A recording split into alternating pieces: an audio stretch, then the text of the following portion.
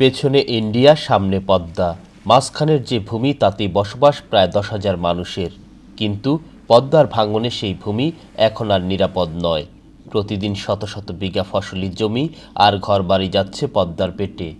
জনমানবের কোলাহলে ভরা পদ্মা পাড়ে এখন শুধুই নিস্তব্ধতা আর হাহাকার।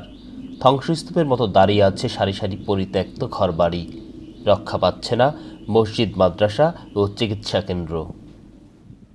বাড়িঘর দুইবার ভেঙেছে, এখন বর্তমানে এই পর্যন্ত দাঁড়িয়ে আছি।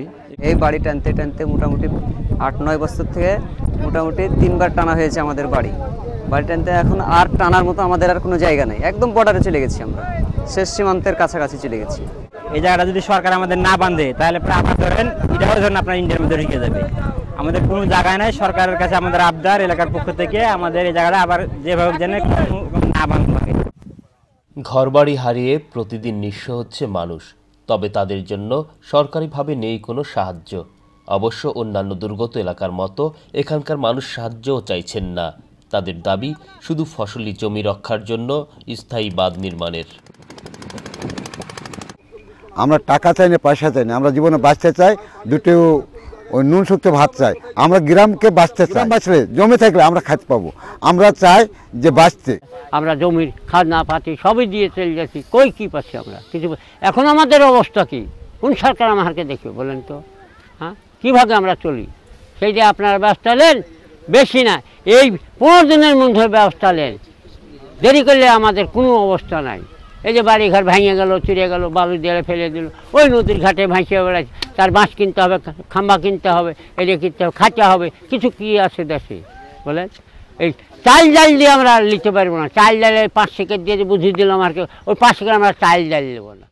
বিভিন্ন গণমাধ্যমে সংবাদ প্রচারের পর বিজিবির 2টি সীমান্ত ফাঁড়ি রক্ষায় 2.25 কোটি টাকায় 385 মিটার এলাকায় বালু ভর্তি জিও ব্যাগ ফেলে ভাঙন প্রতিরোধের চেষ্টা করছে পানি উন্নয়ন বোর্ড।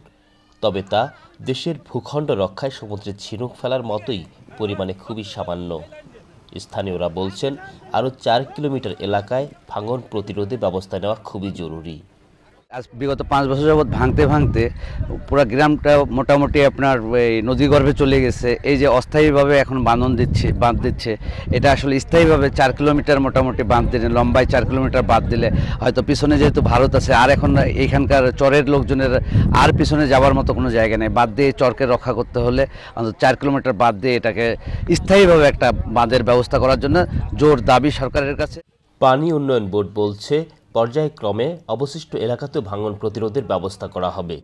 যে জায়গায় ক্রিটিক্যাল হচ্ছে এবং সাথে সাথে সেটা রক্ষার্থে, বাংলাদেশ ভূখণ্ড রক্ষার্থে প্রতিরক্ষামূলক কাজ করা হচ্ছে। আশা করা হচ্ছে যে এখানে নদী ভাঙন সম্পূর্ণরূপে প্রতিরোধ হবে এবং এই জায়গায় স্থায়ী প্রতিরক্ষামূলক কাজও ভবিষ্যতে বাস্তবায়ন করা হবে, যার ফলে বাংলাদেশ ভূখণ্ড এখানে রক্ষা হবে এবং আর নদী ভাঙন এখানে সংগঠিত হবে না বলে আমরা আশা করতেছি। ভয়াবহ এই ভাঙনে চরের বাসিন্দারা যতটাই পেছনে সরছেন, ভাঙন ততটাই এগিয়ে আসছে দ্রুতগতিতে।